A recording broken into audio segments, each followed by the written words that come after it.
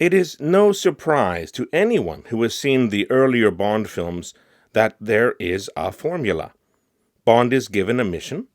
Bond seduces some ladies. Bond finds one special girl. Bond saves the day. Bond escapes and has some fun time with said girl. Does this hold true for every outing, though? Certainly not with the films in the Daniel Craig reboot. Let's look at the ending of every Bond film, including Never Say Never Again, but not the parody version of Casino Royale, and see how many boxes we can tick. Bond wins. Bond escapes a doomed base. Bond is on a vehicle, usually a ship or boat. Bond is with the girl. Whoopee ensues, either overt or implied. Here we go.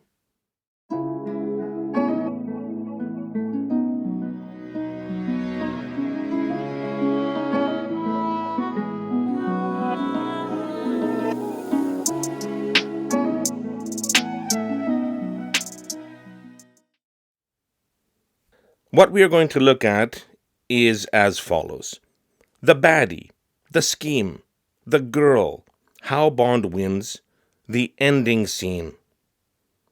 Additionally, for the final scene, is Bond with the girl? Are they using some kind of vehicle? If so, is it on water? This is very common. Is there whoopee? If so, is it overt, implied, or impending? Heaven forbid there is no whoopee. Here we go with Dr. No.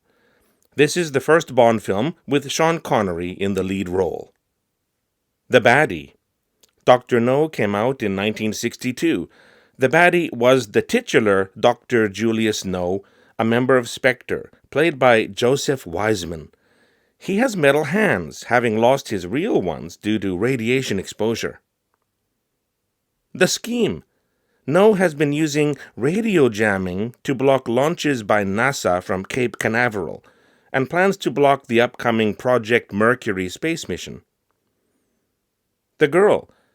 Honey Rider was played by Ursula Andress, but her speaking voice was dubbed over by an uncredited Nikki Vanderzil, and when she sings we hear the voice of Diana Copeland, also uncredited. How Bond wins. Infiltrating Nose Island base, Bond and Ryder are captured.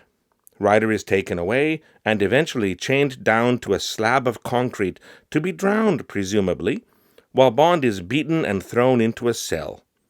Bond escapes the cell via the air vents and, disguised as a base worker, makes his way to the control center. There, he sets the nuclear reactor serving as a power source to overload, thwarting No's plans. No attacks Bond, but is forced onto a descending platform and boiled alive as the platform drops into the reactor's overheating coolant.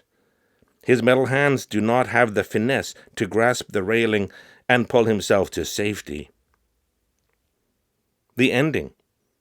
Bond rescues Ryder, and they escape from the island on a boat just as the base explodes. Later, having run out of fuel and adrift at sea, they are found by a Royal Navy ship, which begins towing them to safety. Ryder and Bond passionately kiss as Bond lets the tow rope slide between his fingers and out of his grasp. Is Bond with the girl? Yes. Are they using some kind of vehicle? Yes, an escape raft. If so, is it on water? Yes, they're on the sea. Is there whoopee? Indeed so, with kissing that we witness. However, the actual whoopee happens off-screen, making this a case of implied romantic gymnastics. Next, From Russia with Love, released in 1963. The baddie. We have an assortment to choose from. We have Rosa Klebb, played by Lotte Lenya, former head of SMERSH, Soviet counterintelligence, but now working as a Spectre operative. Under her is Donald Grant, played by Robert Shaw, best known as Quint from Jaws, an assassin chosen to take out Bond. Grant serves as Bond's most direct nemesis. Above them both is Ernst Stavro Blofeld, head of Spectre, portrayed by a face-unseen Anthony Dawson, who served as a body stand-in only. Blofeld's voice was provided by Eric Pohlman. Blofeld went unnamed in this film, referred to as number 1, and neither actor was credited. The scheme. Simple. Revenge against Bond for the events in the previous film, Dr. No. A cipher clerk at the Soviet consulate in Istanbul is tricked into defecting to the West, promising a Lecter cryptography device in exchange for Bond's help. The plan involves filming Bond and the clerk during a night of passion, and releasing the film after Bond's assassination to discredit him and MI6. The girl, Tatiana Romanova, the clerk already mentioned, played by Daniela Bianchi. Her voice was dubbed over by an uncredited Barbara Jefford, similar to the way Ursula Andress's voice was removed in Dr. No. How Bond wins? There are 2 steps to Bond's victory. As Bond and Tatiana make their way past several obstacles and through various perils, they finally board a train where Bond is to meet up with a British agent called Nash. Unknown to Bond, Grant has killed Nash and taken his place. Grant then drugs Tatiana and overpowers Bond, revealing that Tatiana was just an unwitting pawn in Spectre's scheme. Grant will end them both, making it look like Bond did the girl and then himself, and leave behind the film as false blackmail evidence, ruining Bond's reputation and undermining both MI6 and the Soviet intelligence agency. Through gadgetry and rough-and-tumble combat, Bond is able to take Grant out, ending one threat. Later, Klebb is ordered to make up for the failed scheme by recovering the Lecter device and finishing Bond. Disguised as a hotel maid at the place where Bond and Tatiana are staying, in Venice, Klebb is thwarted when Tatiana tackles her, knocking away her pistol. Klebb then tries to use a poisoned blade in the tip of her shoe, but Tatiana shoots her as Klebb and Bond struggle, ending the threat with finality.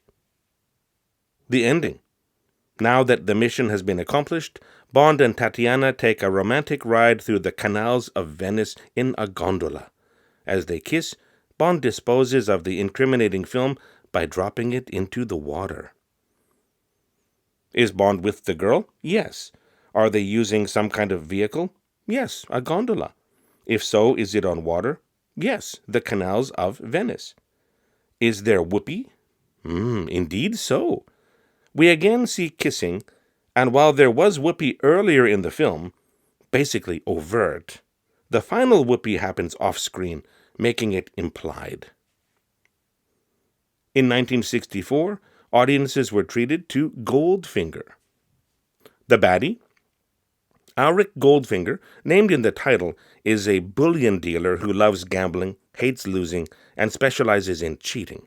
In the film, he seemingly has no direct ties to Spectre. He was played by Gert Frobe, but his voice was dubbed over by Michael Collins, aside from one scene where Bond is hiding beneath a model of Fort Knox. The scheme.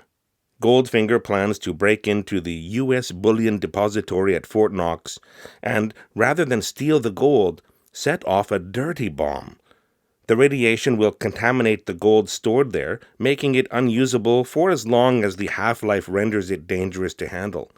This will unbalance the worldwide value of remaining gold stores, helping the Chinese, who are working with him, and vastly boosting the value of Goldfinger's own gold stockpile. The girl, Honor Blackman, plays Pussy Galore. She originally works as Goldfinger's personal pilot, and she leads a team of all-female pilots called Pussy Galore's Flying Circus. This aerial troupe will spray nerve gas over Fort Knox to disable the guards. Using certain manly methods, Bond convinces Miss Galore to switch sides. The nerve gas is then replaced with something harmless. How Bond wins. Bond is handcuffed to the dirty bomb and locked inside the vault with two of Goldfinger's henchmen. One henchman tries to flee the scene and is done away with by the other. In the confusion, Bond frees himself and ultimately takes out the remaining henchmen. Bond is unsure of how to disarm the bomb, but no problem. A specialist arrives in time to switch the bomb off with 007 seconds remaining. Bond then boards a plane en route to the White House for a congratulatory lunch with the president. Goldfinger has already hijacked the plane and put Ms. Galore in the cockpit as pilot. As Bond and Goldfinger struggle over a gun, said gun fires and blows out a window. Goldfinger is sucked out of the window due to explosive decompression and falls to his demise. The ending. Bond and Ms. Galore parachute from the crippled plane before it crashes. A helicopter is in the air searching for survivors. Ms. Galore tries to get the helicopter's attention, but Bond pulls her to the ground and says, "This is no time to be rescued." He pulls the parachute over them both, hiding them from sight. Is Bond with the girl? Yes, they are hiding from a helicopter. Are they using some kind of vehicle? Nope. They jumped from a crashing plane, though. If so, is it on water? Moot point. They are on the ground. There is no longer a vehicle. Is there whoopee? Presumably so. I don't think they are playing hide-and-seek. They're most likely playing doctor. In any case, the whoopee is implied. Thunderball followed in 1965. The baddie, Emilio Largo, a Spectre operative, is played by Adolfo Celi, but voiced by Robert Rietti. Above him is the head of Spectre, again depicted faceless, by Anthony Dawson and voiced by Eric Pullman, again called Number 1, again with neither actor credited. The scheme. Largo gets his hands on 2 atomic bombs by arranging the theft of an RAF bomber. The plan is to threaten NATO with the destruction of cities in the UK or USA unless paid $100 million within a week. The girl. Claudine Auger played Domino, Largo's mistress. She is voiced by Nikki van der Zyl, who had previously dubbed over Honey Rider. She flips to Bond's side when she learns that her brother, the pilot who helped steal the bomber, had been killed by Largo. How Bond wins. Disguised as one of Largo's men, Bond is able to ascertain the location of the bombs. An underwater battle leads to the recovery of one bomb. The second bomb is aboard Largo's boat, the Disco Volante. As Bond gains control of the ship and sends it towards some rocks, he fights with Largo. Largo gets the advantage, but is shot by Domino with a spear gun, taking him out. Bond and Domino escape with a nuclear physicist just before the Disco Volante hits the rocks and explodes. The ending. Bond and Domino make it to an inflatable life raft dropped by a rescue plane. On the raft, Bond launches a large balloon attached to a cable, which he then wraps around himself. The balloon rises into the sky and is snagged by the returning rescue plane.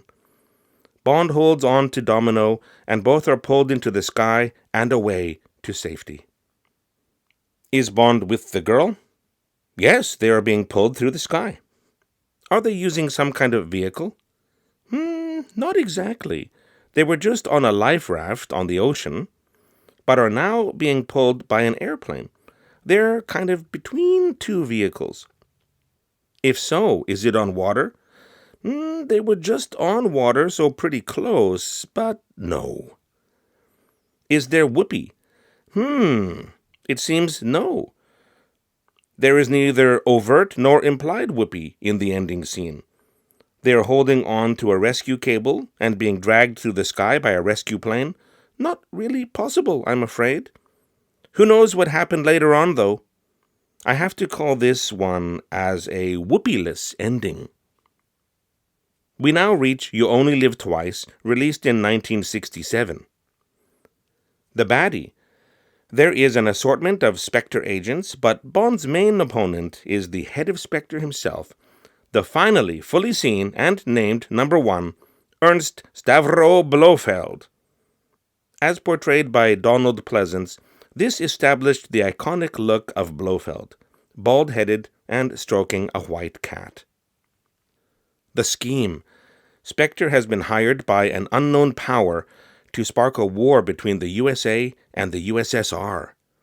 Starting off by capturing space vehicles from each country with a spaceship of their own, Spectre raises the tension between each of the target countries, who suspect each other of hijacking the respective space vehicles. The girl. The final girl is a Japanese agent named Kissy Suzuki, played by Mie Hama. She was also dubbed over by Nikki Vanderzil. Assigned to Bond by Bond's Japanese contact, Tiger Tanaka, played by Tetsuro Tamba, but dubbed over by Robert Rietti, she poses as Bond's wife while he is undercover and disguised as a Japanese man. Weird, I know, but book accurate. How Bond wins. Bond is captured in an attempt to get on board the Spectre spaceship, which is being kept in a base within a volcano somewhere near Japan. He was spotted by Blofeld, you see, who had him detained and brought to the control room for a face-to-face. Blofeld wants to gloat a bit. The Spectre spacecraft, Bird 1, begins closing in on another American space vehicle. Blaming the USSR, the Americans prepare to launch nuclear missiles against the Soviet Union. Bond manages to distract Blofeld long enough to let in a ninja army. As the ninjas run wild in the base, Bond is able to activate Bird 1's self-destruct mechanism, destroying it and saving the American space vehicle. The Americans don't launch the missiles. Blofeld flees after activating the volcano base's own self-destruct system, and Bond, Kissy, Tanaka, and the ninjas escape just before the base blows up. Rescue planes pass overhead, dropping a lot of the life rafts we saw in the previous film. The ending. Bond and Kissy climb aboard one raft and begin kissing. No balloon is launched, and no passing plane hauls them into the air. Instead, a submarine surfaces from directly under the raft, and the busy couple is perched atop it. The end. Is Bond with the girl? Yes, they are in a raft. Are they using some kind of vehicle? Well, yes, I just said it was a raft. If so, is it on water? Duh, on the ocean. Is there whoopee?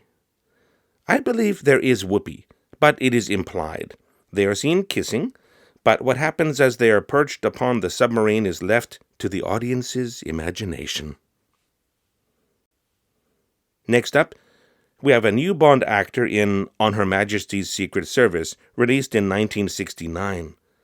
George Lazenby takes over for only one film. For part of the movie, his voice is dubbed over by George Baker. The baddie? Well, Blofeld is back, still bald, but no longer with a scar around his eye. Aided by henchwoman Irma Bunt. This time, he is played by Telly Savalas. Bunt is played by Ilse Stepat. The scheme. Blofeld plans to use 12 brainwashed women, his angels of death, to spread bacteriological warfare agents all over the world. They will be able to destroy the world's agriculture unless Blofeld's ransom demands are met, including amnesty for all previous criminal activities. The girl, Contessa Teresa di Vincenzo, better known as Tracy, is played by Diana Rigg. Bond is originally offered £1 million by Marc-André Draco, Tracy's father, if he marries Tracy. Draco is the head of a European crime syndicate and is played by Gabriele Verzetti, but dubbed over by David de Keyser. Bond initially refused to marry Tracy, but is willing to romance her in exchange for Draco's help in finding Blofeld. Tracy later proves to be the most important woman in the Bond canon. How Bond wins. Bond and Blofeld play cat and mouse through blizzards and up and down mountains. Along the way, Tracy finds Bond and he finally proposes marriage to her, each acknowledging their love for the other.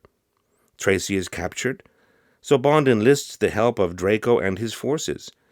They attack Blofeld's facility, and Tracy is rescued.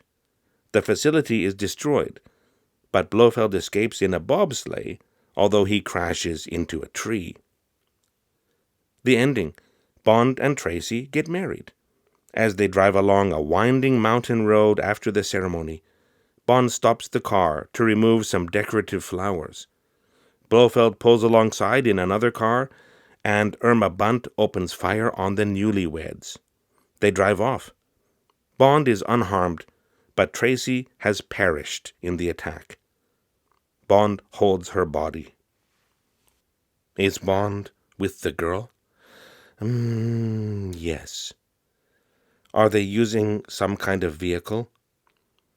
They are in a car. If so, is it on water? In a car, not likely. They're on a mountain road. Is there whoopee? Oh, God, no. Definitely not the time. This is Bond's first sad ending. Back to the original Bond actor as Sean Connery returns for one more outing in 1971's Diamonds Are Forever. The baddie. Blofeld is back. Or is he? This wraps up what in the novels was called the Blofeld trilogy. Bond wants to avenge Tracy's death. In this movie, all versions of Blofeld are played by Charles Gray, who coincidentally played Dicko Henderson, a member of British intelligence, in You Only Live Twice. The scheme. Blofeld has been making body doubles and has changed up his look somewhat. It is hard to be sure if the real Blofeld is behind everything, but it seems that the plan is to steal lots of diamonds to make a laser satellite. The satellite, already completed, has been sent into space and is to be used to destroy various nations' nuclear weapons capabilities. Blofeld will hold an international auction selling global nuclear weapons supremacy to the highest bidder. Blofeld and a body double, or two body doubles, have taken the identity of Willard White, a billionaire who owns a casino in Las Vegas. The girl, Tiffany Case, a contact for a diamond smuggler Bond impersonates, is played by Jill St. John. Fearing for her life, she decides to aid Bond in his vendetta against Blofeld. How Bond wins. Bond disposes of one Blofeld, presumably a body double, at the hotel. Then, with assistance from the CIA, Bond launches an attack on the real, probably, Blofeld's base, an oil rig off the coast of California. The base is destroyed, and Blofeld is sent to his demise when Bond uses his midget submarine escape vehicle as a wrecking ball. Bond has gotten his revenge. Or has he? The ending. Aboard an ocean liner en route to Britain, Bond and Tiffany spend some quality time. Two assassins, formerly in the employ of Blofeld, if it was really Blofeld, attempt to take them out, but Bond handles them both with finality. Staring at the stars in the sky, all threats having been vanquished, Tiffany wonders aloud if they can get the diamonds back from the satellite orbiting above them. Is Bond with the girl? Yes. Are they using some kind of vehicle? Very much so. It is a huge ocean liner, very posh. If so, is it on water? Well, that would only make sense. Ocean liner and all. Is there whoopee?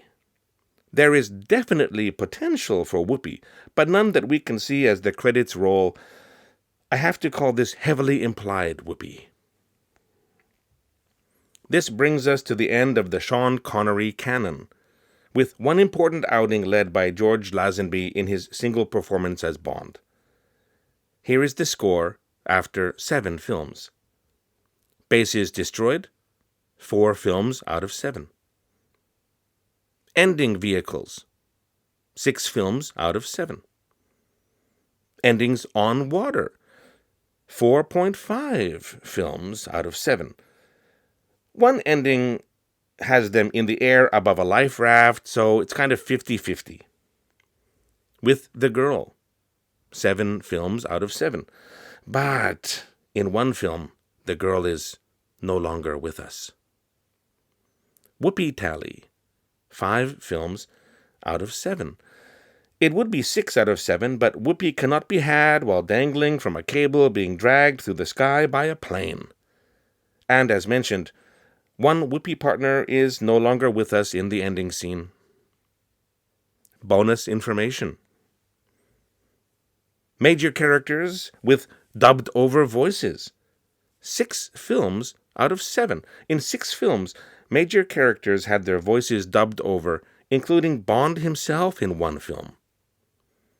Possibly suggestive names for various Bond girls?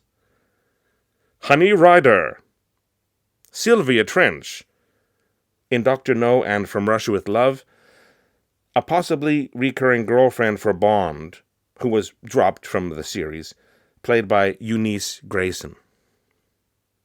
Pussy Galore, Kissy Suzuki, Plenty O'Toole, named after her father, apparently. In the next video, we will look at the endings of the films from the Roger Moore era. Thanks for watching. See you next time.